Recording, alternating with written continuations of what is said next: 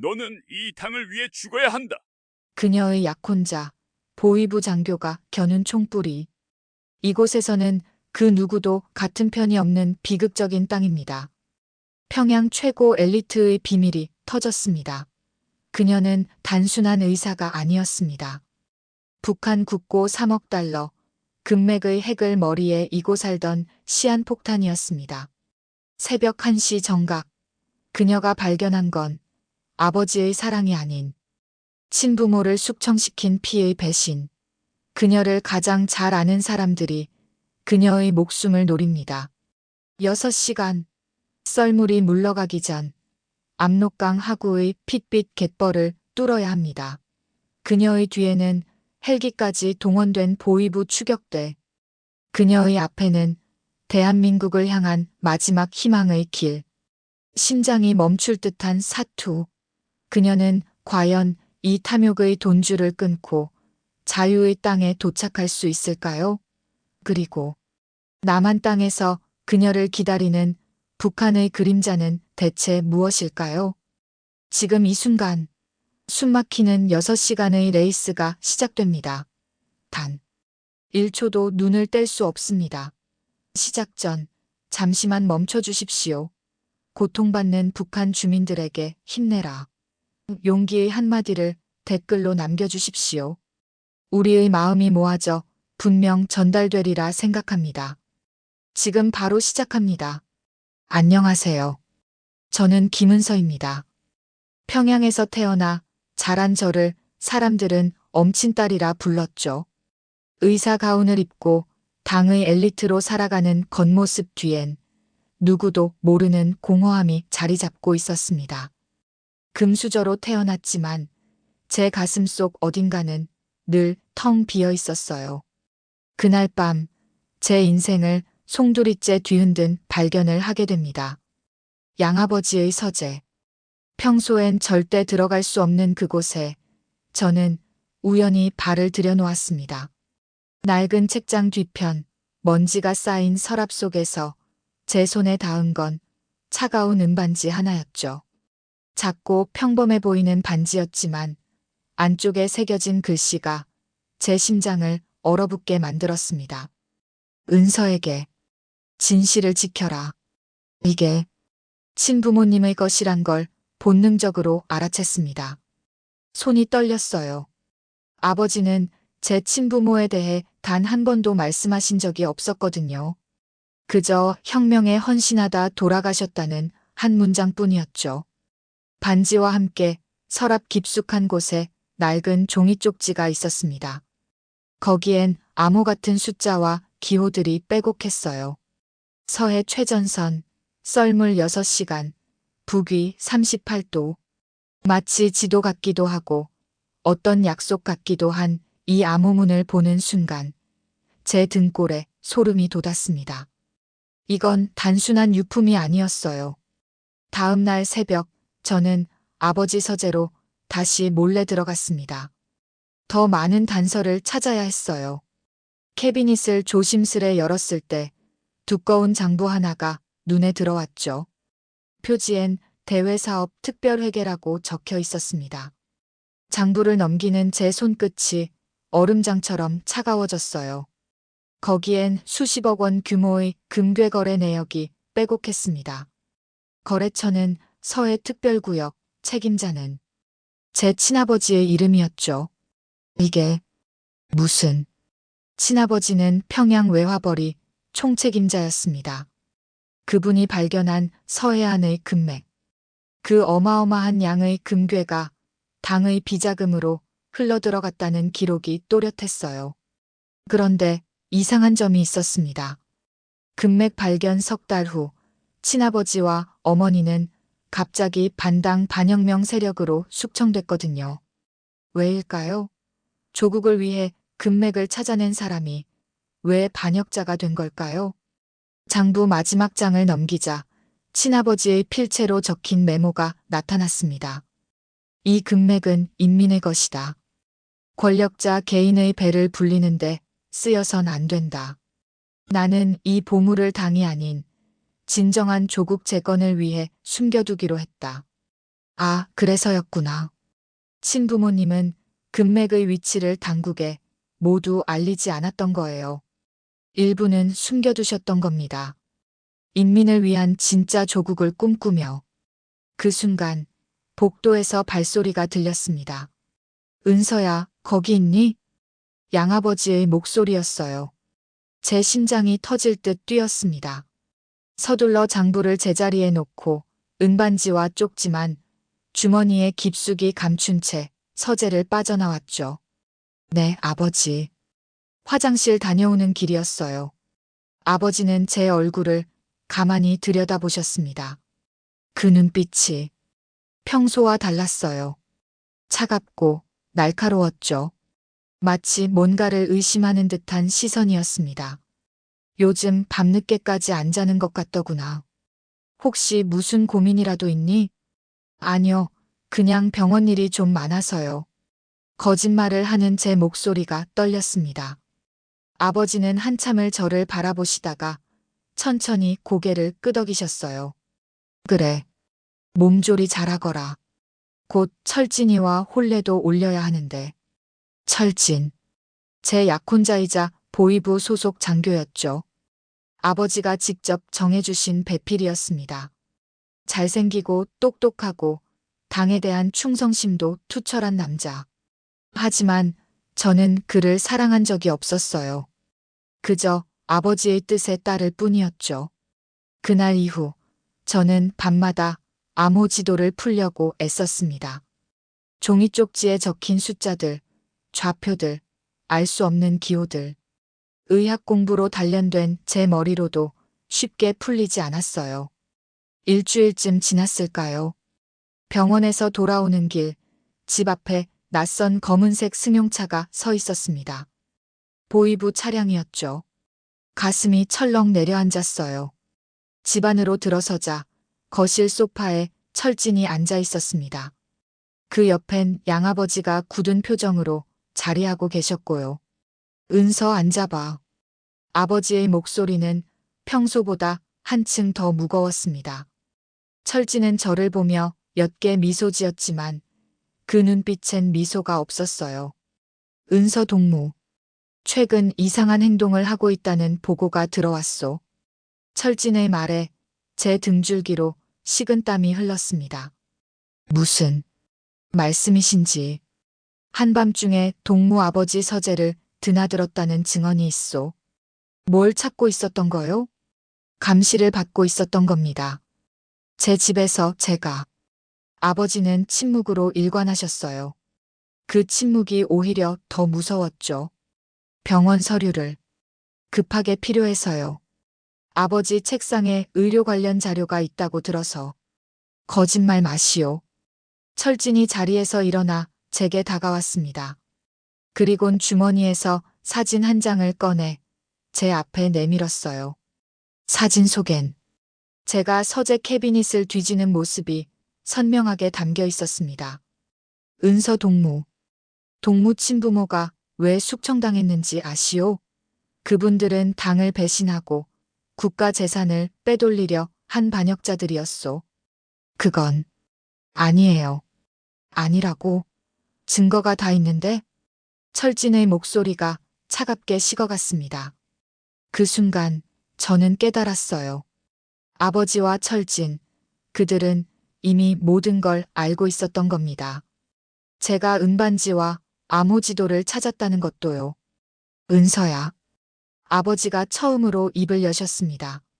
내 친부모가 숨겨둔 금맥의 위치, 너한텐 알 권리가 있다고 생각했다. 하지만 그건 너무 위험한 비밀이야. 그 비밀을 아는 순간 넌 당의 적이 되는 거란다. 아버지, 당에 그 지도를 바쳐라. 그것만이 내가 살 길이다. 내 친부모의 죄를 씻고 충성스러운 당원으로 남을 수 있는 유일한 방법이야. 아버지의 목소리엔 애원이 담겨 있었습니다. 하지만 동시에 그건 명령이기도 했죠. 만약 제가 거부한다면 저 역시 친부모처럼 숙청당할 거란 협박이었어요. 그날 밤 저는 제 방에 감금됐습니다. 문 밖엔 보위부 요원이 지키고 섰고요.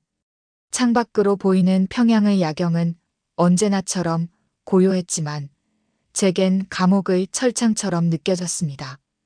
침대에 누워 저는 은반지를 꺼내 들었어요. 희미한 달빛 아래서 반지를 이리저리 돌려보는데 문득 서재 서랍에서 함께 발견했던 작은 봉투가 떠올랐습니다. 너무 놀라서 그냥 주머니에 구겨 넣었던 거예요. 서둘러 주머니를 뒤져 봉투를 꺼냈죠. 봉투 안엔 얇은 편지지 한 장이 들어 있었습니다. 은서야, 내가 이걸 보고 있다면 우리는 이미 이 세상에 없을 게다. 미안하구나. 이 금맥은 내 것이다. 하지만 그걸 당해 넘기지 마라. 서해안, 썰물이 시작되는 새벽 1시. 6시간 동안만 나타나는 길을 따라가거라. 거기서 진짜 자유를 찾을 수 있을 거야. 압록강하고 북위 38도 55분. 사랑한다, 우리 딸. 친어머니의 필체였습니다. 눈물이 주르륵 흘러내렸어요. 28회 동안 한 번도 만난 적 없는 어머니. 그분이 목숨을 걸고 남겨주신 마지막 메시지였죠. 새벽 1시, 6시간. 저는 시계를 봤습니다. 자정이 넘어가고 있었어요.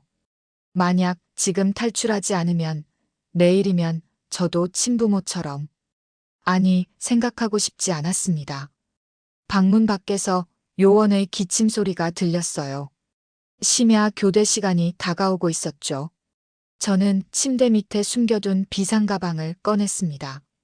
늘 만약을 대비해 준비해뒀던 것이었어요. 옷가지 몇 벌, 약품, 그리고 현금. 창문을 살짝 열었습니다. 바람이 차갑게 뺨을 스쳤어요. 3층 높이. 뛰어내리긴 너무 높았죠. 하지만 창틀을 타고 옆 발코니로 이동할 순 있었습니다. 어릴 적 아버지 몰래 자주 쓰던 길이었거든요. 심호흡을 크게 한 번 하고 저는 창밖으로 몸을 내밀었습니다. 손이 창틀을 잡았고 발이 좁은 난간을 더듬었어요.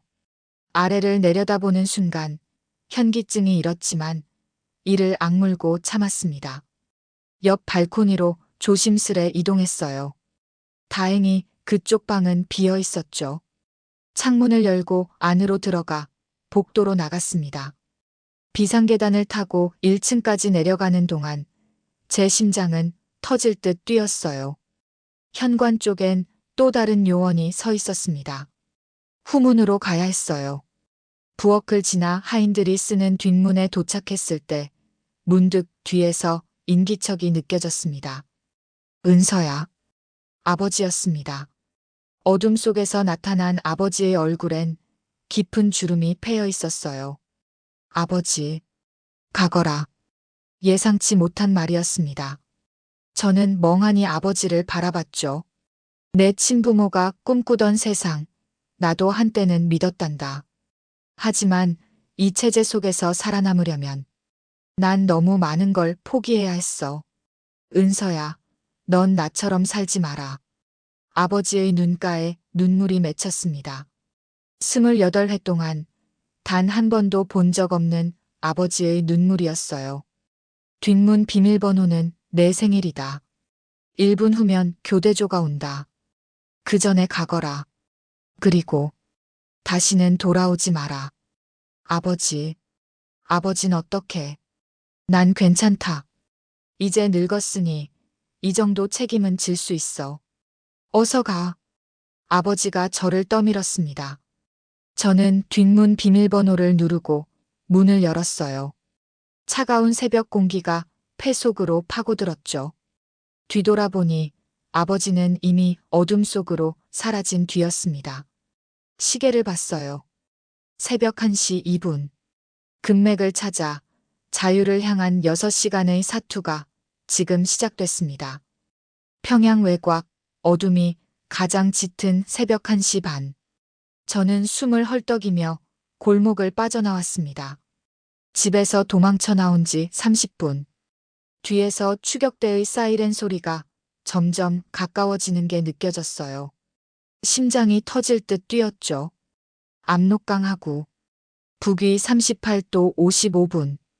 어머니가 남긴 좌표가 머릿속을 맴돌았습니다.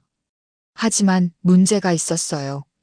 저는 그 암호를 어떻게 풀어야 할지 몰랐거든요.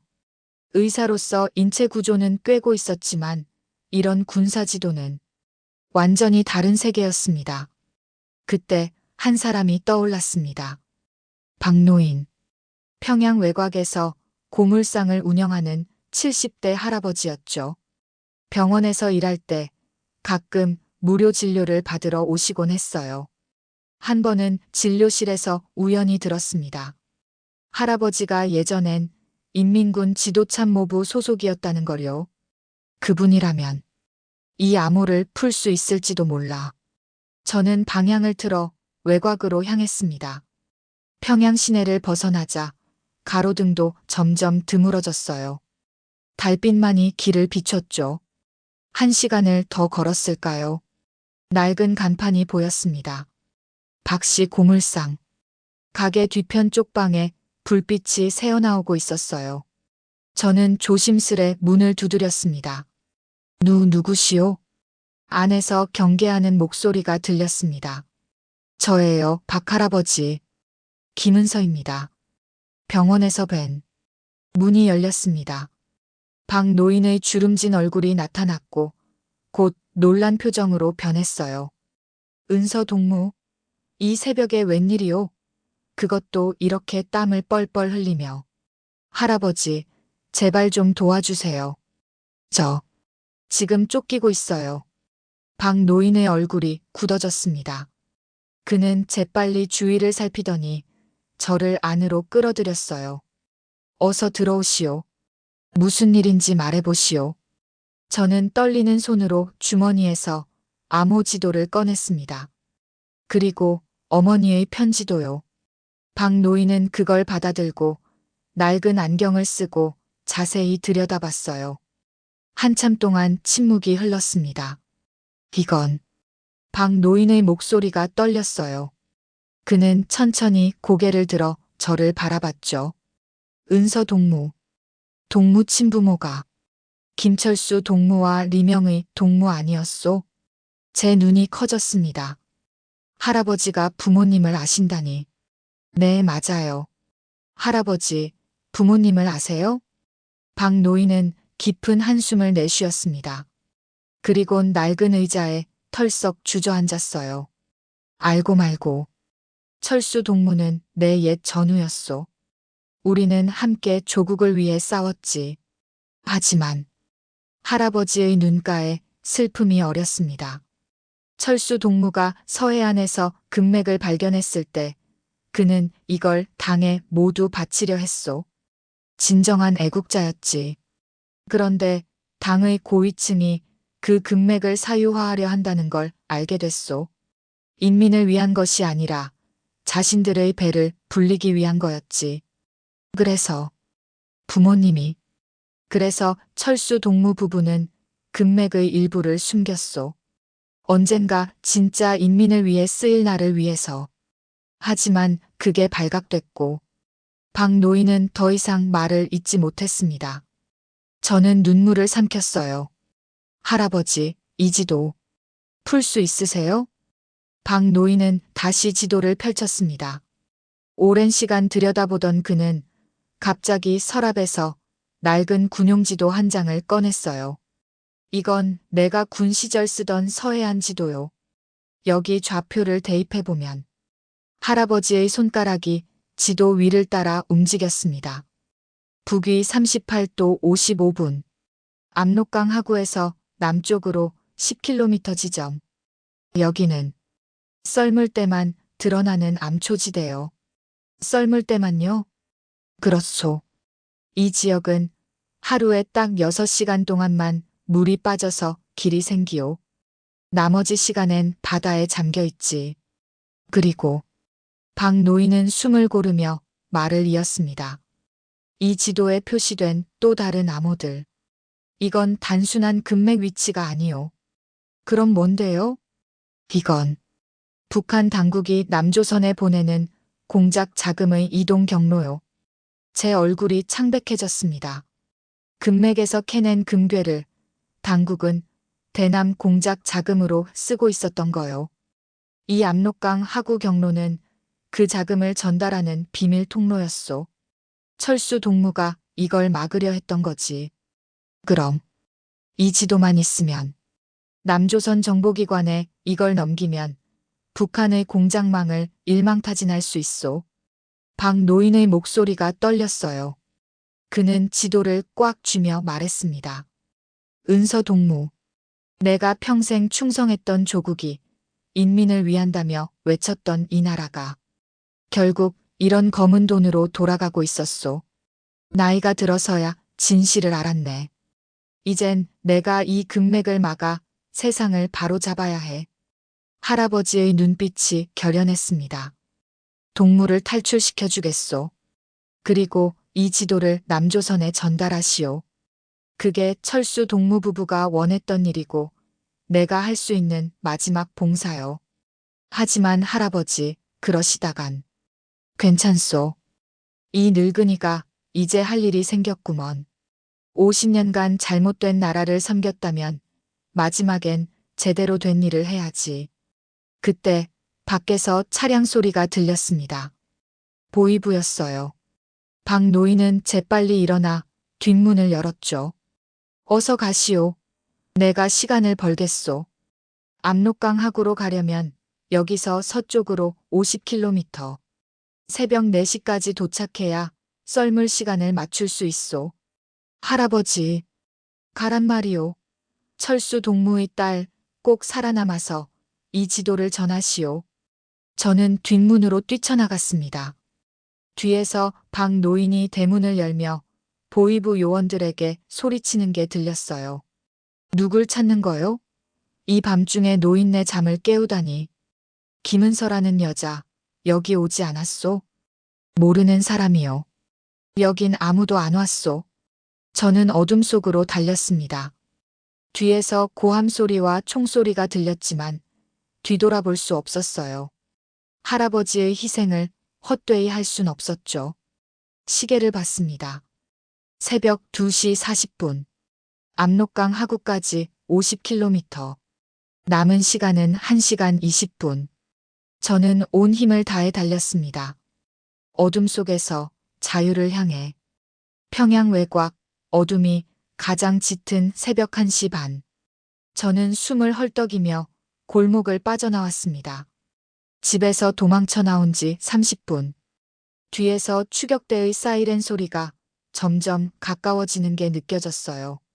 심장이 터질 듯 뛰었죠. 압록강 하구.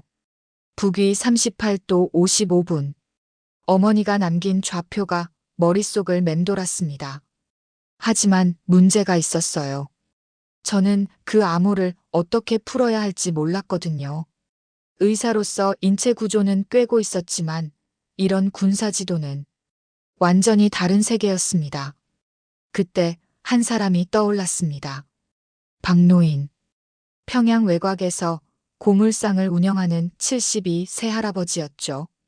병원에서 일할 때 가끔 무료 진료를 받으러 오시곤 했어요. 한 번은 진료실에서 우연히 들었습니다.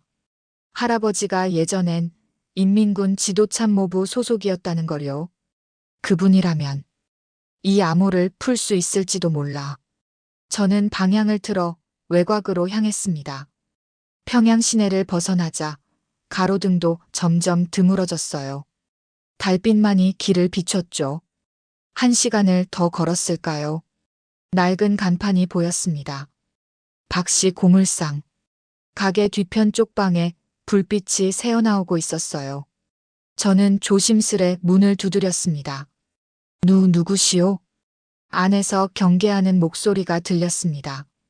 저예요, 박할아버지. 김은서입니다. 병원에서 뵌. 문이 열렸습니다. 박 노인의 주름진 얼굴이 나타났고 곧 놀란 표정으로 변했어요. 은서 동무, 이 새벽에 웬일이오? 그것도 이렇게 땀을 뻘뻘 흘리며. 할아버지, 제발 좀 도와주세요. 지금 쫓기고 있어요. 박 노인의 얼굴이 굳어졌습니다. 그는 재빨리 주위를 살피더니 저를 안으로 끌어들였어요. 어서 들어오시오. 무슨 일인지 말해보시오. 저는 떨리는 손으로 주머니에서 암호 지도를 꺼냈습니다. 그리고 어머니의 편지도요. 박 노인은 그걸 받아들고 낡은 안경을 쓰고 자세히 들여다봤어요. 한참 동안 침묵이 흘렀습니다. 이건 박 노인의 목소리가 떨렸어요. 그는 천천히 고개를 들어 저를 바라봤죠. 은서 동무, 동무 친부모가 김철수 동무와 리명의 동무 아니었소? 제 눈이 커졌습니다. 할아버지가 부모님을 아신다니. 네, 맞아요. 할아버지, 부모님을 아세요? 박 노인은 깊은 한숨을 내쉬었습니다. 그리곤 낡은 의자에 털썩 주저앉았어요. 알고 말고. 철수 동무는 내 옛 전우였소. 우리는 함께 조국을 위해 싸웠지. 하지만 할아버지의 눈가에 슬픔이 어렸습니다. 철수 동무가 서해안에서 금맥을 발견했을 때 그는 이걸 당에 모두 바치려 했소. 진정한 애국자였지. 그런데 당의 고위층이 그 금맥을 사유화하려 한다는 걸 알게 됐소. 인민을 위한 것이 아니라 자신들의 배를 불리기 위한 거였지. 그래서 부모님이 그래서 철수 동무 부부는 금맥의 일부를 숨겼소. 언젠가 진짜 인민을 위해 쓰일 날을 위해서. 하지만 그게 발각됐고 박 노인은 더 이상 말을 잇지 못했습니다. 저는 눈물을 삼켰어요. 할아버지, 이 지도 풀 수 있으세요? 박 노인은 다시 지도를 펼쳤습니다. 오랜 시간 들여다보던 그는 갑자기 서랍에서 낡은 군용지도 한 장을 꺼냈어요. 이건 내가 군 시절 쓰던 서해안 지도요. 여기 좌표를 대입해보면 할아버지의 손가락이 지도 위를 따라 움직였습니다. 북위 38도 55분. 압록강 하구에서 남쪽으로 10km 지점. 여기는 썰물 때만 드러나는 암초지대요. 썰물 때만요? 그렇소. 이 지역은 하루에 딱 6시간 동안만 물이 빠져서 길이 생기오. 나머지 시간엔 바다에 잠겨 있지. 그리고 박 노인은 숨을 고르며 말을 이었습니다. 이 지도에 표시된 또 다른 암호들을 보니 이건 단순한 금맥 위치가 아니오. 그럼 뭔데요? 이건 북한 당국이 남조선에 보내는 공작 자금의 이동 경로요. 제 얼굴이 창백해졌습니다. 제 얼굴이 창백해졌습니다. 금맥에서 캐낸 금괴를 당국은 대남 공작 자금으로 쓰고 있었던 거요. 이 압록강 하구 경로는 그 자금을 전달하는 비밀 통로였소. 철수 동무가 이걸 막으려 했던 거지. 그럼 이 지도만 있으면 남조선 정보기관에 이걸 넘기면 북한의 공작망을 일망타진할 수 있소. 박 노인의 목소리가 떨렸어요. 그는 지도를 꽉 쥐며 말했습니다. 은서 동무, 내가 평생 충성했던 조국이 인민을 위한다며 외쳤던 이 나라가 결국 이런 검은 돈으로 돌아가고 있었소. 나이가 들어서야 진실을 알았네. 이젠 내가 이 금맥을 막아 세상을 바로잡아야 해. 할아버지의 눈빛이 결연했습니다. 동무를 탈출시켜 주겠소. 그리고 이 지도를 남조선에 전달하시오. 그게 철수 동무 부부가 원했던 일이고 내가 할 수 있는 마지막 봉사요. 하지만 할아버지, 그러시다간. 괜찮소. 이 늙은이가 이제 할 일이 생겼구먼. 50년간 잘못된 나라를 섬겼다면 마지막엔 제대로 된 일을 해야지. 그때 밖에서 차량 소리가 들렸습니다. 보이부였어요. 박 노인은 재빨리 일어나 뒷문을 열었죠. 어서 가시오. 내가 시간을 벌겠소. 압록강 하구로 가려면 여기서 서쪽으로 50km. 새벽 4시까지 도착해야 썰물 시간을 맞출 수 있소. 할아버지, 가란 말이오. 철수 동무의 딸 꼭 살아남아서 이 지도를 전하시오. 저는 뒷문으로 뛰쳐나갔습니다. 뒤에서 박 노인이 대문을 열며 보위부 요원들에게 소리치는 게 들렸어요. 누굴 찾는 거요? 이 밤중에 노인네 잠을 깨우다니. 김은서라는 여자, 여기 오지 않았소? 모르는 사람이요. 여긴 아무도 안 왔소. 저는 어둠 속으로 달렸습니다. 뒤에서 고함 소리와 총소리가 들렸지만 뒤돌아볼 수 없었어요. 할아버지의 희생을 헛되이 할 순 없었죠. 시계를 봤습니다. 새벽 2시 40분. 압록강 하구까지 50km. 남은 시간은 1시간 20분. 저는 온 힘을 다해 달렸습니다. 어둠 속에서 자유를 향해. 평양 외곽, 어둠이 가장 짙은 새벽 1시 반. 저는 숨을 헐떡이며 골목을 빠져나왔습니다. 집에서 도망쳐 나온 지 30분. 뒤에서 추격대의 사이렌 소리가 점점 가까워지는 게 느껴졌어요. 심장이 터질 듯 뛰었죠. 압록강하구. 북위 38도 55분. 어머니가 남긴 좌표가 머릿속을 맴돌았습니다. 하지만 문제가 있었어요. 저는 그 암호를 어떻게 풀어야 할지 몰랐거든요. 의사로서 인체 구조는 꿰고 있었지만 이런 군사 지도는 완전히 다른 세계였습니다. 그때 한 사람이 떠올랐습니다. 박노인. 평양 외곽에서 고물상을 운영하는 72세 할아버지였죠.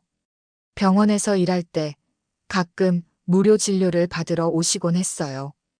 한 번은 진료실에서 우연히 들었습니다. 할아버지가 예전엔 인민군 지도참모부 소속이었다는 걸요.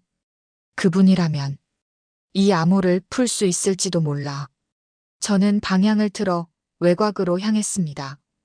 평양 시내를 벗어나자 가로등도 점점 드물어졌어요. 달빛만이 길을 비췄죠. 1시간을 더 걸었을까요? 낡은 간판이 보였습니다. 박씨 고물상. 가게 뒤편 쪽방에 불빛이 새어나오고 있었어요. 저는 조심스레 문을 두드렸습니다. 누구시오? 안에서 경계하는 목소리가 들렸습니다. 저예요, 박 할아버지. 김은서입니다. 병원에서 뵌. 문이 열렸습니다. 박 노인의 주름진 얼굴이 나타났고 곧 놀란 표정으로 변했어요. 은서 동무, 이 새벽에 웬일이오? 그것도 이렇게 땀을 뻘뻘 흘리며. 할아버지, 제발 좀 도와주세요. 저 지금 쫓기고 있어요. 박 노인의 얼굴이 굳어졌습니다. 그는 재빨리 주위를 살피더니 저를 안으로 끌어들였어요. 어서 들어오시오. 무슨 일인지 말해보시오. 저는 떨리는 손으로 주머니에서 암호 지도를 꺼냈습니다. 그리고 어머니의 편지도요. 박 노인은 그걸 받아들고 낡은 안경을 쓰고 자세히 들여다봤어요. 한참 동안 침묵이 흘렀습니다. 이건. 박 노인의 목소리가 떨렸어요. 그는 천천히 고개를 들어 저를 바라봤죠. 은서 동무. 동무 친부모가 김철수 동무와 리명의 동무 아니었소? 제 눈이 커졌습니다. 할아버지가 부모님을 아신다니. 네, 맞아요. 할아버지, 부모님을 아세요? 박 노인은 깊은 한숨을 내쉬었습니다. 그리곤 낡은 의자에 털썩 주저앉았어요. 알고 말고. 철수 동무는 내 옛 전우였소. 우리는 함께 조국을 위해 싸웠지. 하지만 할아버지의 눈가에 슬픔이 어렸습니다.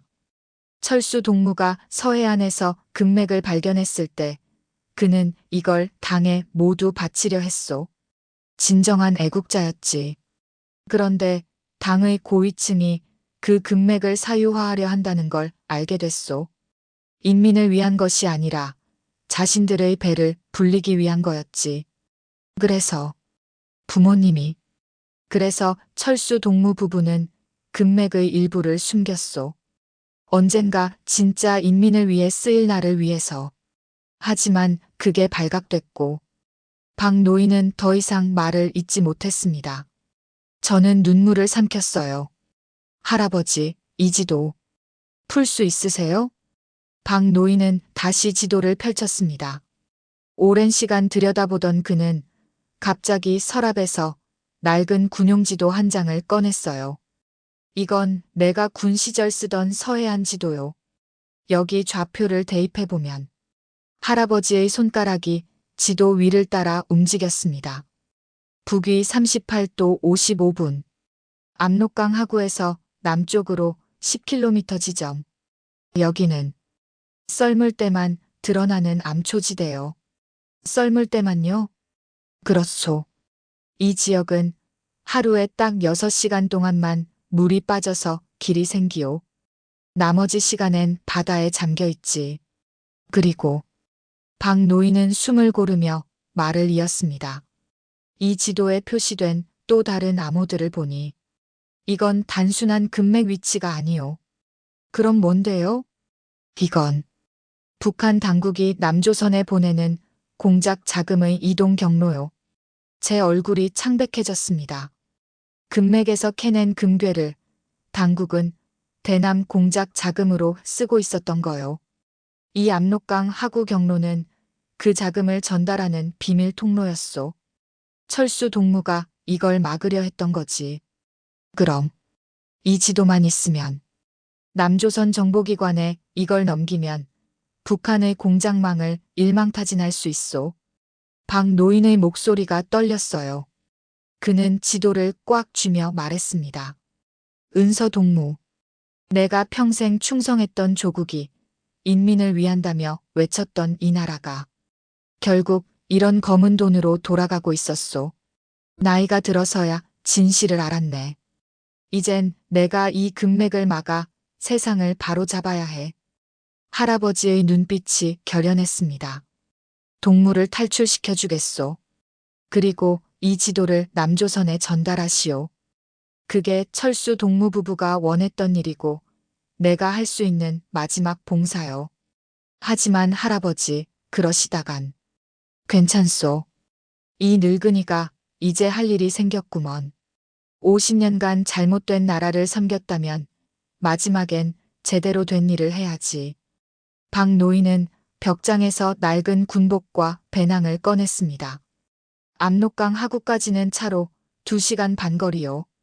내 트럭으로 데려다 주겠소. 새벽 4시까지 도착하면 썰물 시간을 맞출 수 있소. 할아버지, 정말 괜찮으세요? 걱정 말고 어서 준비하시오. 시간이 없소. 그때 밖에서 차량 소리가 들렸습니다. 멀리서 들려오는 엔진 소리. 보이부가 이쪽으로 오고 있었어요. 박 노인은 재빨리 뒷문을 열었습니다. 어서. 내 트럭은 뒤편에 있소. 우리는 뒷문으로 빠져나갔어요. 낡은 트럭 한 대가 서 있었죠. 박 노인이 시동을 걸자 트럭이 덜컹거리며 움직이기 시작했습니다. 트럭은 어둠 속을 달렸어요. 뒤를 돌아보니 고물상 쪽에서 불빛이 보였습니다. 보이부가 도착한 거였죠. 다행이요. 조금만 늦었어도 잡혔을 거요. 박 노인이 핸들을 꽉 쥐며 말했습니다. 은서 동무, 마음의 준비를 하시오. 이제부턴 정말 험한 길이오. 하지만 그 길 끝에 자유가 있소. 철수 동무와 명의 동무가 꿈꾸던 자유 말이오. 트럭은 평양을 벗어나 서쪽으로 압록강을 향해 달렸습니다. 창밖으론 어둠만이 펼쳐져 있었어요. 하지만 그 어둠 너머에 희망이 있었습니다. 시계를 봤어요. 새벽 2시 10분. 압록강 하구까지 2시간 반. 6시간의 사투 중 이미 1시간이 지났지만 아직 기회는 남아 있었습니다. 새벽 4시. 트럭이 멈췄습니다. 도착했소. 박 노인의 목소리가 낮게 울렸어요. 저는 트럭에서 내렸습니다. 차가운 바람이 얼굴을 때렸죠. 코끝으로 짠 바다 냄새가 스며들었어요. 눈앞에 검은 바다가 끝없이 펼쳐져 있었습니다. 달빛 아래 물이 서서히 빠지며 바닥을 드러내고 있었어요. 썰물이 시작된 거였습니다. 저기 보이요? 박 노인이 손가락으로 멀리를 가리켰어요. 어둠 속에서 물이 빠진 자리로 좁은 길이 서서히 모습을 드러내고 있었습니다. 마치 바다가 갈라지는 것 같았죠. 저 길을 따라 2km쯤 가면 암초지대가 나올 거요. 거긴 썰물대만 완전히 드러나는 곳이요. 그리고 그곳에 공작원들이 쓰는 선박이 있다는 거죠? 그렇소. 철수 동무가 남긴 기록에 분명히 있을 거요. 우리는 서둘러 물이 빠진 바닷길로 내려갔습니다. 발밑으로 축축한 모래와 뻘이 느껴졌어요. 한 걸음씩 내디딜 때마다 발이 푹푹 빠졌죠. 조심하시오. 여기 뻘은 깊소. 잘못하면 빠져서 못 나올 수도 있소. 박 노인의 경고가 떨어졌습니다. 저는 더욱 조심스럽게 발을 옮겼어요. 10분, 20분, 30분. 우리는 말없이 걸었습니다. 오직 파도 소리와 우리의 거친 숨소리만 어둠을 채웠어요. 72세 할아버지에겐 너무 고된 길이었지만 박 노인은 한 번도 쉬자고 하지 않으셨습니다.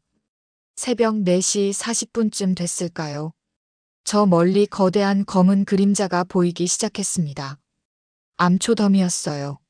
물이 완전히 빠지면서 평소엔 바다에 잠겨있던 거대한 바위들이 모습을 드러낸 거였죠.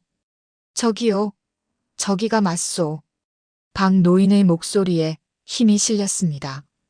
우리는 걸음을 재촉했어요. 암초지대에 가까이 다가가자 놀라운 광경이 펼쳐졌습니다. 자연적인 암초들 사이로 인공적으로 만든 구조물이 숨어 있었던 거예요. 낡은 철제 사다리와 난간, 그리고 작은 선착장. 이런 곳이 당국이 10년 넘게 숨겨온 비밀 통로요. 썰물대만 드러나니 위성으로도 잡히지 않지. 우리는 사다리를 타고 올라갔습니다. 녹슨 철제가 손에 닿을 때마다 차갑고 거칠었어요. 암초 위에 오르자 작은 선착장이 완전히 모습을 드러냈습니다. 그리고 그곳에 배가 있었어요. 낡았지만 튼튼해 보이는 선박 한 척. 길이는 약 10m쯤 됐을까요? 공작원들이 남한으로 침투할 때 쓰는 고속정이었습니다.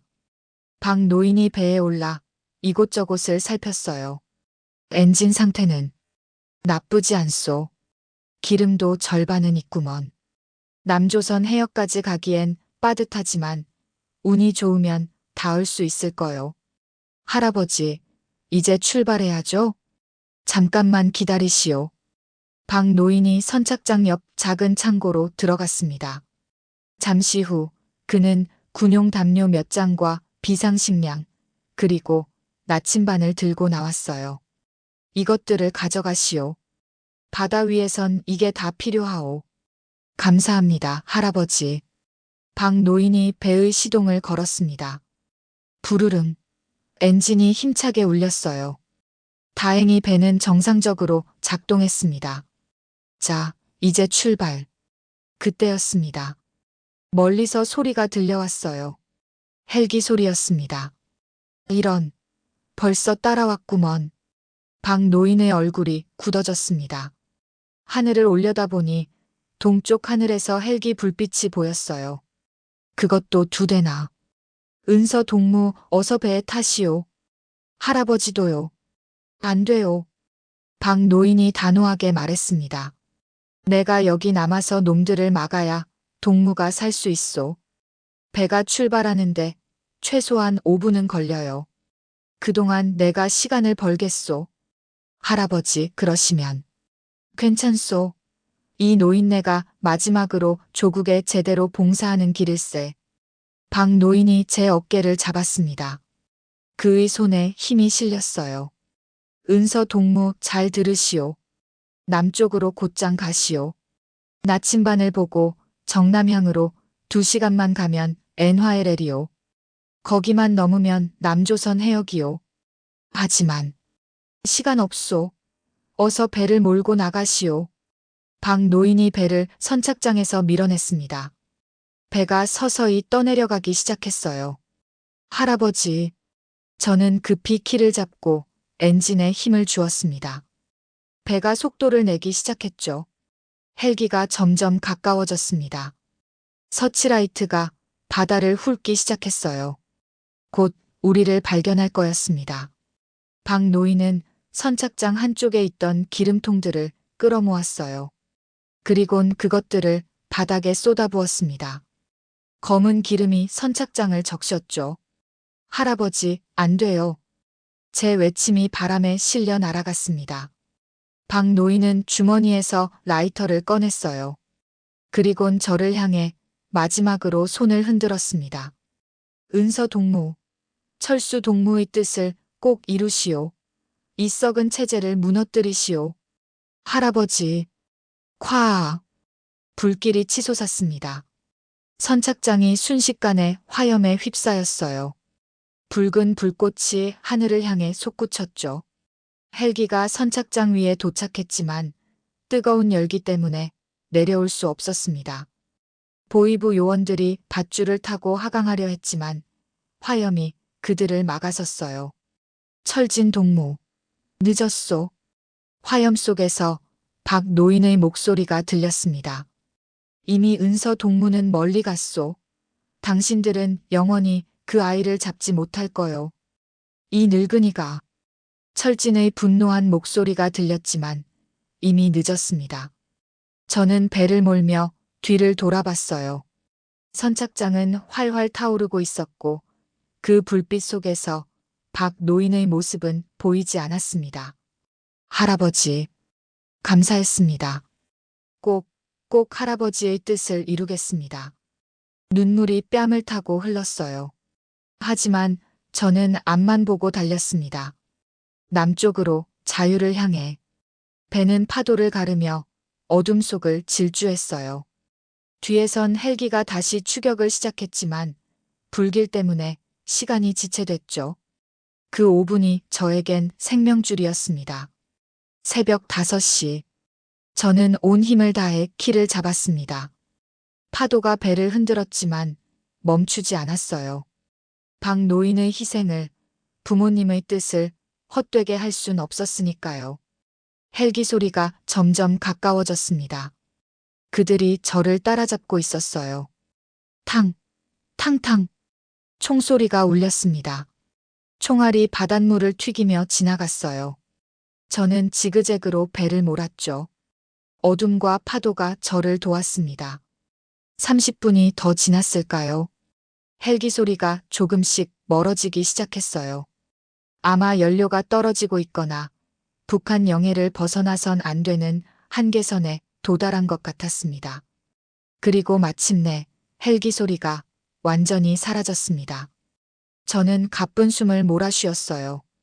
일단 추격은 따돌린 거였습니다. 하지만 이제 새로운 문제가 시작됐습니다. 앞엔 망망대해만 펼쳐져 있었어요. 사방이 온통 바다. 어디가 남쪽인지, 얼마나 더 가야 하는지. 오직 나침반만이 저의 유일한 길잡이였습니다. 시계를 봤습니다. 새벽 5시 40분. 썰물이 시작된 지 거의 2시간. 아직 4시간이 남았지만 저는 이미 북한 영해를 벗어나고 있었습니다. 배는 파도를 헤치며 남쪽으로, 끝없는 어둠 속으로 나아갔습니다. 저 멀리 수평선 너머에 자유가 기다리고 있었어요. 조금만 더, 조금만 더. 저는 키를 꽉 쥐고 중얼거렸습니다.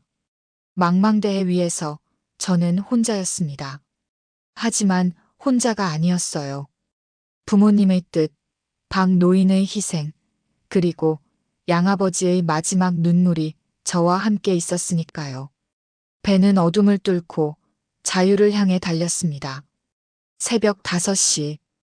박 노인의 희생으로 간신히 보이부 추격대를 따돌린 저는 압록강 하구의 갯벌을 따라 더 깊숙이 들어갔습니다. 여기가 맞을 거야. 박 노인이 그려준 약도를 펼쳐봤어요. 갯벌 끝, 썰물대만 드러나는 작은 바위섬. 거기에 어선이 숨겨져 있다고 했죠. 물은 계속 빠지고 있었습니다. 발밑으로 축축한 모래가 느껴졌어요. 멀리 수평선이 회색빛으로 물들기 시작했죠. 동이 트고 있었습니다. 10분쯤 더 걸었을까요? 저 앞에 작은 바위섬이 보였습니다. 그리고 그 뒤편에 낡은 어선 한 척이 숨어 있었어요. 있다. 저는 뛰어갔습니다. 가까이 다가가자 5미터 정도 되는 작은 목선이었어요. 낡았지만 엔진은 달려 있었죠. 배에 올라타자마자 저는 시동을 걸었습니다. 부르릉. 다행히 엔진이 켜졌어요. 박 노인이 말씀하신 대로 이 배는 누군가 정기적으로 관리하고 있었던 겁니다. 고맙습니다, 할아버지. 꼭 살아서 갈게요. 저는 밧줄을 풀고 키를 잡았습니다. 배가 천천히 움직이기 시작했어요. 새벽 5시 10분. 남은 시간은 50분. 박 노인은 말했습니다. 이 배로 남쪽으로 1시간만 가면 엔화에레를 넘을 수 있다고요. 배는 파도를 가르며 나아갔습니다. 갯벌을 벗어나자 본격적인 바다가 펼쳐졌어요. 검고 넓은 서해. 10분, 20분, 30분. 순조로웠습니다. 너무 순조로웠어요. 오히려 불안했죠. 새벽 5시 40분. 그때 뒤에서 소리가 들렸습니다. 엔진 소리. 그것도 굉장히 빠른 엔진 소리. 뒤를 돌아보니 저 멀리 불빛이 보였어요. 빠르게 다가오는 불빛. 북한 해안경비대 고속정이었습니다. 안 돼. 저는 엔진에 힘을 더 주었습니다. 하지만 이 낡은 어선으론 고속정을 따돌릴 수 없었어요. 고속정이 점점 가까워졌습니다. 2분, 3분, 5분. 이제 그들의 목소리도 들렸어요. 저기다. 저 배를 멈춰 세워라. 확성기에서 흘러나오는 명령. 저는 키를 더 꽉 쥐었습니다.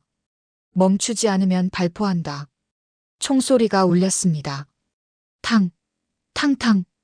총알이 물을 튀기며 지나갔어요. 아직 저를 맞히려는 게 아니라 경고 사격이었죠. 배를 멈춰라. 마지막 경고다. 저는 멈추지 않았습니다. 멈출 수 없었어요. 새벽 5시 50분. 남은 시간은 10분. 하지만 고속정이 거의 따라붙었습니다. 그때 하늘에서 빛이 날아왔습니다. 슝! 예광탄이었어요. 붉은 빛을 내며 날아온 총알이 제 배의 뱃머리를 스쳐 지나갔습니다. 나무 파편이 튀었어요. 다음은 명중시킨다. 즉시 멈춰라. 공포가 엄습했습니다. 다음 발사는 제 몸을 향할 거였어요. 저는 본능적으로 배 바닥에 엎드렸습니다. 키를 놓치지 않으려 애쓰며 최대한 몸을 낮췄죠. 이렇게 끝나는 건가. 절망이 밀려왔습니다. 그때였습니다. 배의 구석에서 뭔가 삐걱거리는 소리가 들렸어요. 고개를 돌리니 낡은 천으로 덮인 상자가 보였습니다. 저는 기어가서 천을 벗겼어요. 상자 안엔 낡은 무전기가 있었습니다. 손이 떨렸어요. 이게 작동할까? 저는 무전기의 스위치를 켰습니다. 지지지직. 잡음만 들렸어요. 주파수를 이리저리 돌려봤습니다. 지지직. 지직. 아무것도 들리지 않았습니다. 탕탕탕. 또 총소리가 울렸어요. 이번엔 더 가까웠습니다. 마지막이다. 배를 멈춰라. 저는 필사적으로 주파수를 계속 돌렸습니다. 지직. 지지직. 그리고 여기는 대한민국 해양경찰. 희미한 목소리가 들렸습니다. 여기는 대한민국 해양경찰입니다. 북방 한계선 인근 해역을 순찰 중입니다. 남한 사투리였어요. 분명한 남한 말씨. 저는 떨리는 손으로 무전기를 움켜쥐고 소리쳤습니다. 저기요.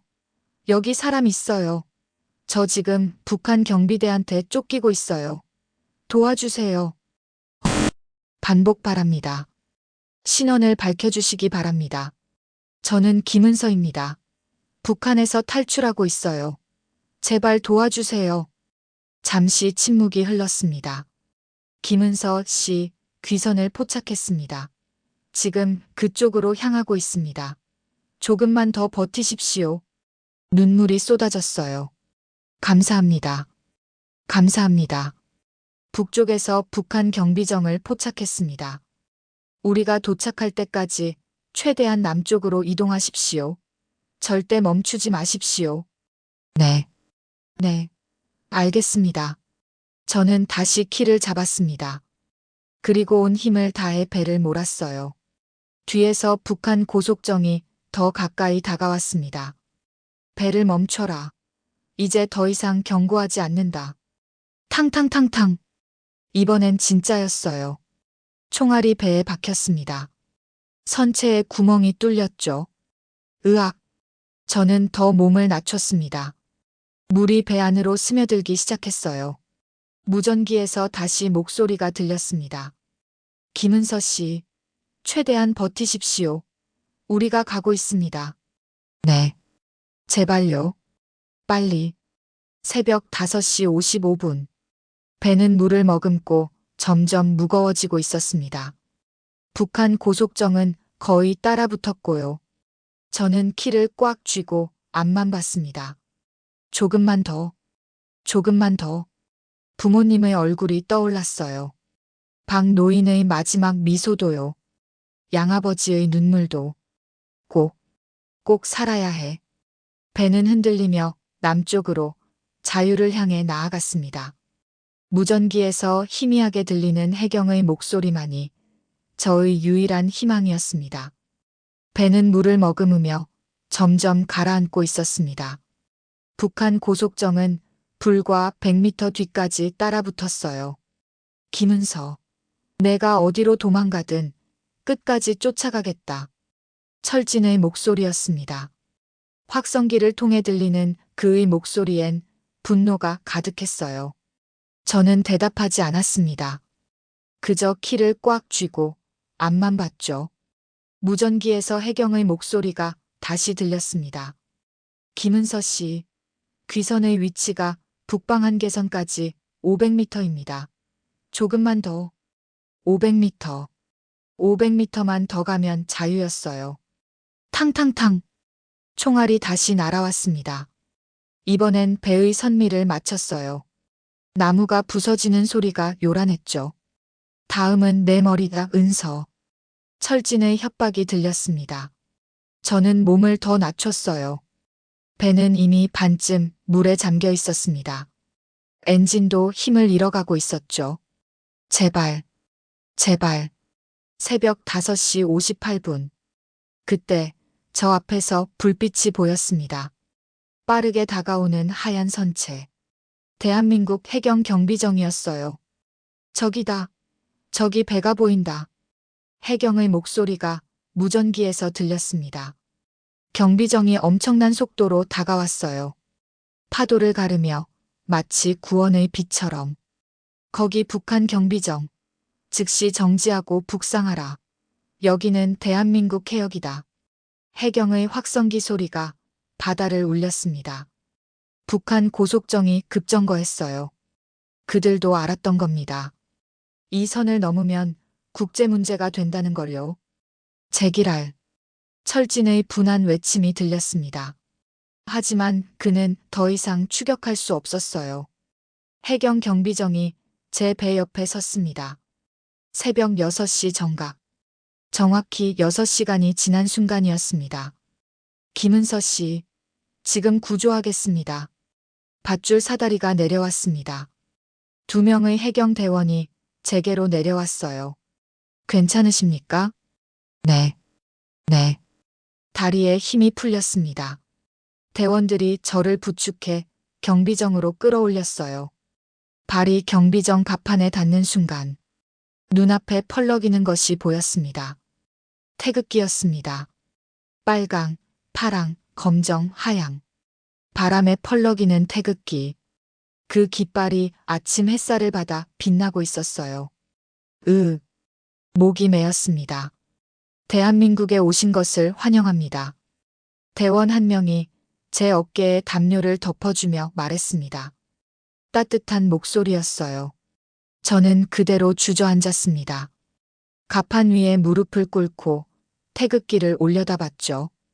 으아! 눈물이 터져 나왔습니다. 28해 동안 단 한 번도 느껴본 적 없는 감정이었어요. 자유. 진짜 자유. 천천히 울으세요. 괜찮습니다. 대원이 제 옆에 앉으며 말했습니다. 그는 아무 말 없이 제 등을 토닥여줬어요. 저는 한참을 울었습니다. 부모님 생각에, 박노인 생각에, 그리고 양아버지 생각에 눈물이 멈추지 않았어요. 물 좀 드실래요? 다른 대원이 따뜻한 물이 담긴 컵을 건넸습니다. 저는 떨리는 손으로 받았어요. 컵을 입에 대는 순간 물의 온기가 입술을 타고 온몸으로 퍼졌습니다. 천천히 드세요. 따뜻했습니다. 물도 따뜻했지만 사람들의 마음도 따뜻했어요. 북한에선 늘 경계해야 했습니다. 누가 나를 감시하는지, 누가 나를 밀고 할지. 하지만 여기선 아무도 저를 의심하지 않았어요. 그저 한 사람을 구했다는 것만으로 이렇게 따뜻하게 대해주는 거였죠. 다친 데는 없으세요? 젊은 대원이 물었습니다. 괜찮아요. 다친 곳은 없어요. 그래도 한번 보죠. 대원은 제 팔과 다리를 살펴봤어요. 긁힌 상처 몇 개가 있었지만 큰 부상은 없었습니다. 소독해 드릴게요. 대원이 구급상자를 가져왔습니다. 상처에 소독약을 바르고 반창고를 붙여줬어요. 그 손길이 너무나 부드러웠습니다. 고맙습니다. 아니에요. 당연한 일이죠. 당연하다는 말. 그 말이 이렇게 감동적일 수 있다니. 경비정이 움직이기 시작했습니다. 남쪽으로 대한민국 땅을 향해.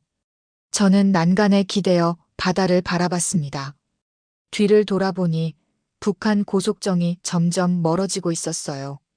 철진도, 보위부도, 그 모든 공포가 멀어지고 있었습니다. 힘드셨겠어요. 여기까지 오시느라. 네. 정말 많은 분들이 도와주셨어요. 그분들이 아니었으면 전 여기 못 왔을 거예요. 대원은 고개를 끄덕였습니다. 그분들의 희생을 헛되이 하지 않으려면 이제 여기서 잘 사셔야죠. 자유롭게요. 자유롭게. 그 단어가 가슴에 와닿았습니다. 자유가 뭘까요? 제가 물었습니다. 글쎄요. 저도 잘 모르겠습니다. 하지만 대원은 하늘을 올려다봤어요. 두려움 없이 하루를 시작하는 것. 누군가를 의심하지 않아도 되는 것. 내가 하고 싶은 말을 할 수 있는 것. 그런 게 아닐까요? 저는 그 말을 곱씹었습니다. 두려움 없이 하루를 시작하는 것.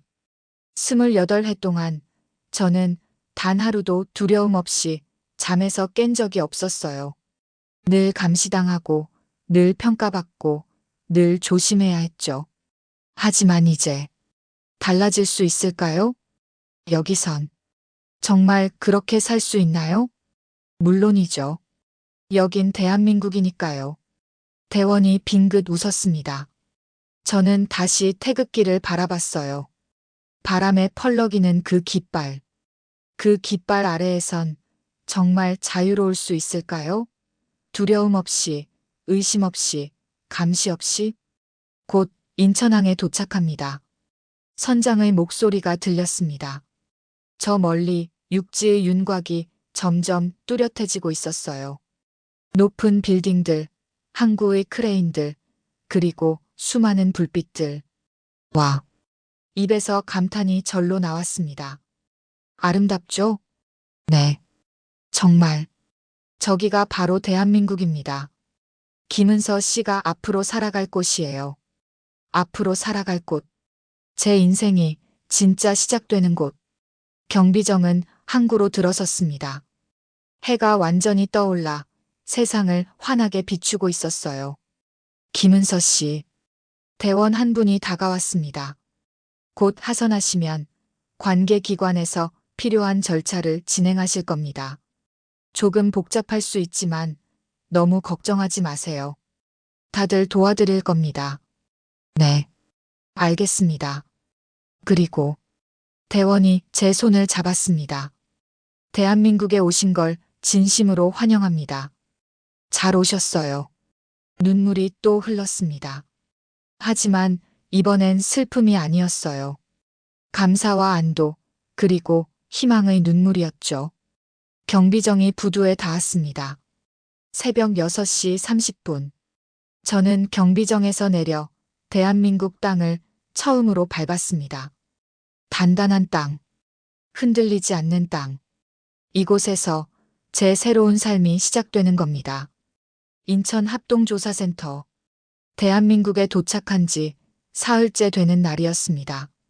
저는 작은 조사실에서 국정원 요원들과 마주 앉아 있었어요. 김은서 씨, 다시 한번 확인하겠습니다. 이 지도가 전부입니까? 요원이 물었습니다. 저는 고개를 끄덕였어요. 네. 제가 가져온 건 이게 전부예요. 부모님이 남기신 암호 지도입니다. 요원은 지도를 펼쳐놓고 한참을 들여다봤습니다. 하지만 뭔가 석연치 않은 표정이었어요. 이상합니다. 이 지도엔 금맥의 대략적인 위치와 공작 자금 경로가 나와 있지만 정확한 좌표가 없어요. 마치 일부러 빼놓은 것 같습니다. 그럴 리가. 전 이게 전부라고. 그때 조사실 문이 열렸습니다. 다른 요원이 급하게 들어왔어요. 대장님, 김은서 씨가 머물고 있는 보호시설 주변에서 수상한 움직임이 포착됐습니다. 뭐라고? 요원의 얼굴이 굳어졌습니다. CCTV 분석 결과 동일 인물이 사흘 동안 계속 시설 주변을 배회하고 있습니다. 신원 확인이 안 되는 자입니다. 제 심장이 철렁했어요. 설마, 김은서 씨, 혹시 누가 당신을 쫓아올 거라고 생각하십니까? 철진, 제 약혼자였던 보위부 장교요.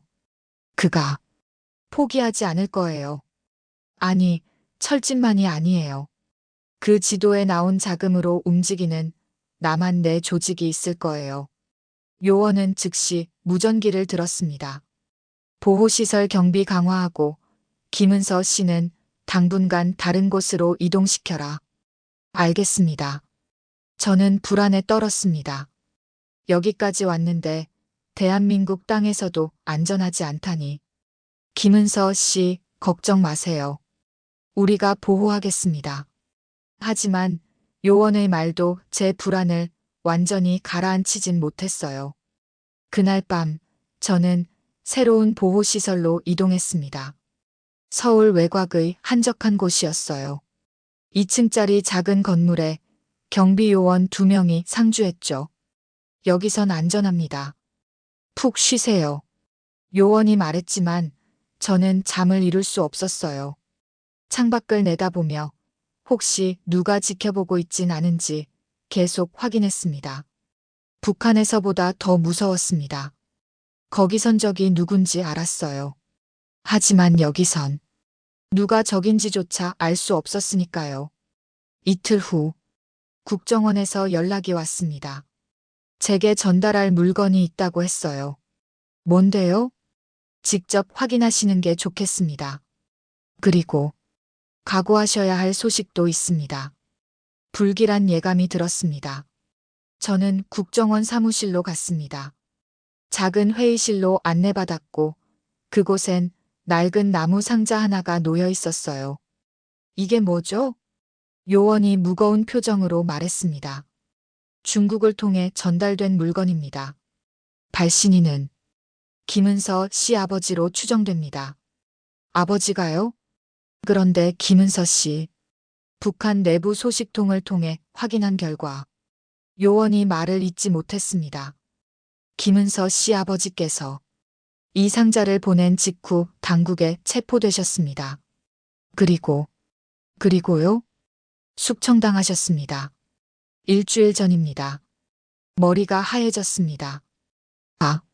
아니. 손이 떨렸습니다. 저는 조심스럽게 상자를 열었어요. 안에는 오래된 괴종시계 하나가 들어 있었습니다. 정교하게 만들어진 골동품 같은 시계였어요. 이게 시계 밑에 작은 쪽지가 있었습니다. 아버지의 필체였어요. 은서야, 내가 이걸 받을 때쯤이면 나는 이미 이 세상 사람이 아닐 게다. 미안하구나. 아버지가 너를 제대로 지키지 못해서. 하지만 이것만은 꼭 전해주고 싶었다.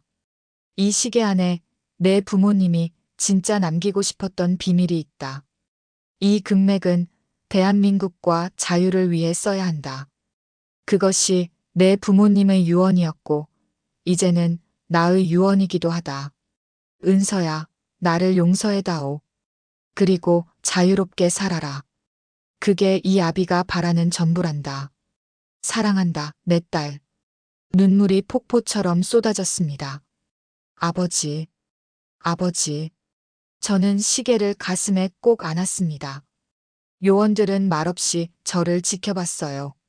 한참을 울고 난 후 저는 고개를 들었습니다. 이 시계 확인해 주세요. 아버지가 뭔가 남기셨을 거예요. 요원이 고개를 끄덕이며 시계를 조심스럽게 받아들었습니다. 분해해도 될까요? 네. 아버지의 마지막 뜻이에요. 꼭 확인해 주세요. 요원은 조심스럽게 시계 뒷면을 열었습니다. 복잡한 톱니바퀴들 사이로 작은 금속판 하나가 보였어요.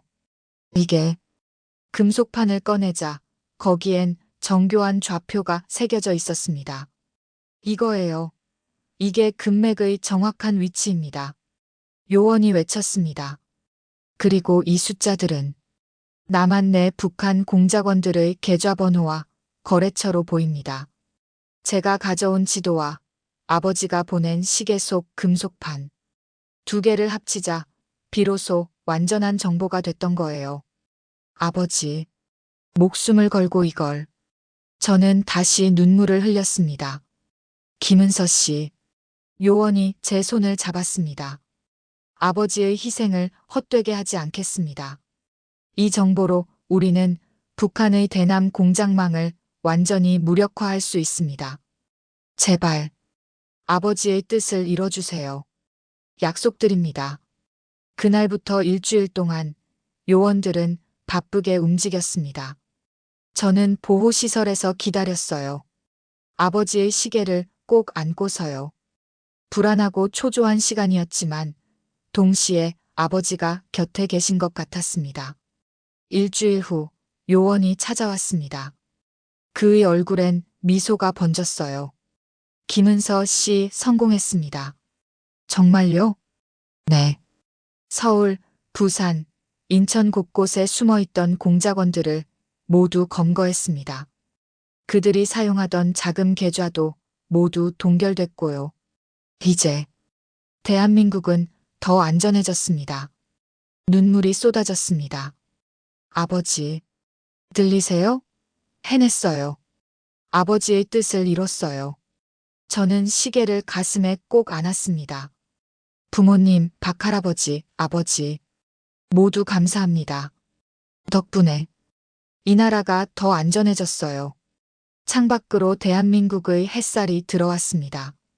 따뜻하고 평화로운 햇살이었어요. 아버지는 돌아가셨지만 아버지의 사랑은 여전히 제 곁에 있었습니다. 1년 후 서울의 한 작은 병원. 저는 하얀 가운을 입고 진료실 문을 열었습니다. 다음 환자분 들어오세요. 문이 열리고 할머니 한 분이 들어오셨어요. 80이 넘어 보이는 연세였죠. 안녕하세요, 할머니. 어디가 불편하세요? 허리가 자꾸 아파서요, 선생님. 저는 할머니를 진찰했습니다. 정성껏 따뜻하게요. 북한에서 배운 의술과 남한에서 느낀 사람에 대한 온기를 담아서요. 할머니, 약 처방해 드릴게요. 그리고 물리치료도 받으시면 좋을 것 같아요. 고맙습니다, 선생님. 근데 선생님, 북한에서 오셨다면서요? 네, 맞아요. 고생 많으셨겠어요. 그래도 이렇게 우리나라에서 의사 선생님 하시니 참 대견하십니다. 할머니의 따뜻한 말씀에 가슴이 뭉클했습니다. 감사합니다, 할머니. 진료를 마치고 저는 잠시 창밖을 바라봤습니다. 맑은 가을 하늘이 펼쳐져 있었어요. 1년 전 6시간의 사투 끝에 이곳에 도착했죠. 그리고 지금 저는 이 땅에서 의사로 새로운 삶을 살고 있었습니다. 오후가 되자 국정원에서 연락이 왔습니다.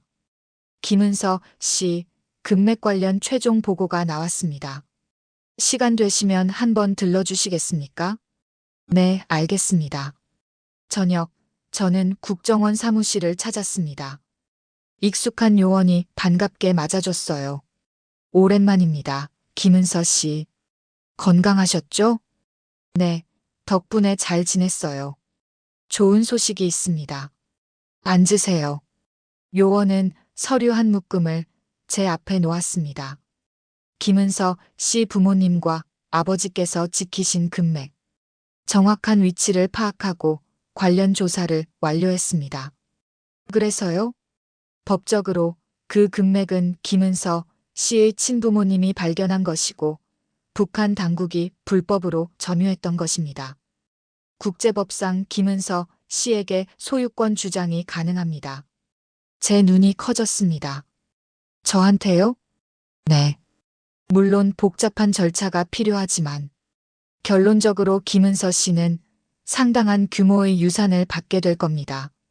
저는 한참 동안 말이 없었습니다. 부모님이, 박 노인이, 아버지가 목숨을 걸고 지킨 금맥. 그게 이제 제 손에 온 거였어요. 김은서 씨, 어떻게 하실 건가요? 요원이 물었습니다. 저는 창밖을 바라봤습니다. 서울의 야경이 반짝이고 있었어요. 자유로운 사람들이 두려움 없이 살아가는 이 땅. 저 결정했어요. 네. 이 금맥의 수익금 전부 기부하고 싶어요. 요원이 놀란 표정을 지었습니다. 전부요? 네. 절반은 북한 인권 개선을 위해 쓰고 싶어요. 아직도 그곳엔 자유를 꿈꾸는 사람들이 많을 테니까요. 그리고 나머지 절반은 저는 잠시 말을 멈췄습니다. 대한민국 참전 용사분들과 그 가족들을 위해 쓰고 싶어요. 이 자유를 지켜주신 분들께 감사의 마음을 전하고 싶습니다. 요원의 눈가가 붉어졌습니다. 김은서 씨, 정말 그렇게 하시겠습니까? 네. 이건 제 돈이 아니에요. 부모님과 박할아버지, 그리고 아버지의 희생으로 지켜진 유산이에요. 이 유산은 오직 대한민국과 자유를 위해 쓰여야 해요. 그게 그분들의 뜻이었으니까요. 요원은 고개를 끄덕였습니다. 알겠습니다. 김은서 씨의 뜻대로 진행하겠습니다. 그날 밤 저는 보호시설 방으로 돌아왔습니다. 책상 위엔 아버지의 괴종시계가 놓여 있었어요. 저는 시계를 들고 창밖을 바라봤습니다. 아버지, 제가 잘한 걸까요? 시계는 대답하지 않았지만 째깍째깍 소리만 들렸어요. 마치 아버지가 말하는 것 같았습니다. 잘했다. 잘했어, 은서야. 며칠 후 저는 국립현충원을 찾았습니다. 참전 용사분들이 잠들어 계신 곳. 저는 그분들 앞에 무릎을 꿇었어요. 감사합니다. 제가 이렇게 자유롭게 살 수 있는 건 모두 어르신들 덕분입니다. 바람이 불어왔습니다. 따뜻한 바람이었어요. 북한에서 저는 늘 두려웠어요. 하지만 이곳에선 두렵지 않아요. 그게 얼마나 큰 축복인지 이제 알아요. 저는 고개를 숙였습니다. 부모님, 박할아버지, 아버지가 지키려 했던 게 바로 이거였어요. 자유. 두려움 없이 살 수 있는 이 평화. 눈물이 뺨을 타고 흘렀습니다. 저는 이제 이 땅에서 살아갈 거예요. 의사로서, 한 사람의 시민으로서, 그리고 그분들의 희생을 절대 잊지 않을 거예요. 저는 천천히 일어났습니다. 하늘을 올려다보니 구름 사이로 햇살이 비치고 있었어요. 대한민국, 정말 아름다운 나라예요. 그날 저녁, 저는 작은 노트에 글을 쓰기 시작했습니다. 6시간의 기적. 제 이야기를 쓰기로 했어요. 언젠가 이 이야기가 누군가에게 희망이 될 수 있다면 그것으로 충분했으니까요. 1년이 더 지났습니다. 저는 이제 서울의 한 종합병원에서 일하고 있었어요. 탈북민들을 위한 무료 진료도 하고 있었죠. 어느 날 한 젊은 여성이 저를 찾아왔습니다. 선생님, 저도 북한에서 왔어요. 선생님 이야기를 듣고 용기를 얻었어요. 그래요? 힘들었죠? 네. 하지만 이제 괜찮아요. 여기선 자유니까요. 저는 그녀의 손을 잡았습니다. 맞아요. 여긴 자유예요. 우리 함께 잘 살아봐요. 네, 선생님. 그녀의 눈빛이 반짝였습니다. 그 눈빛엔 희망이 가득했어요. 저녁, 집으로 돌아오는 길, 서울의 야경을 바라보며 저는 생각했습니다. 이 빛나는 도시, 자유로운 사람들, 두려움 없이 웃는 얼굴들, 이 모든 게 누군가의 희생으로 지켜진 것들이에요. 부모님, 박할아버지, 아버지, 그리고 이름 모를 수많은 분들의 희생. 여러분, 감사합니다. 덕분에 저는 자유롭게 살고 있어요. 바람이 불어왔습니다. 따뜻하고 부드러운 바람. 저는 미소 지으며 걸었습니다. 대한민국의 거리를, 자유의 땅을. 오늘 저는 여러분께 한 여성의 이야기를 들려드렸습니다. 북한에서 태어나 목숨을 걸고 자유를 찾아온 은서의 이야기였죠. 북한의 엘리트조차 목숨을 걸고 선택한 나라. 바로 우리의 대한민국입니다. 오늘 우리가 이 땅에 발 딛고 사는 것은 수많은 분들의 헌신 덕분입니다. 전쟁터에서, 국경에서, 그리고 보이지 않는 곳에서 이 나라를 지켜주신 모든 분들께 감사드립니다. 이 고마운 대한민국에 서로에게 힘이 될 수 있도록 댓글에 꼭 고맙다. 대한민국 또는 사랑한다. 대한민국이라고 남겨주세요. 이 작은 한마디가 바로 나라 사랑이니까요. 감사합니다.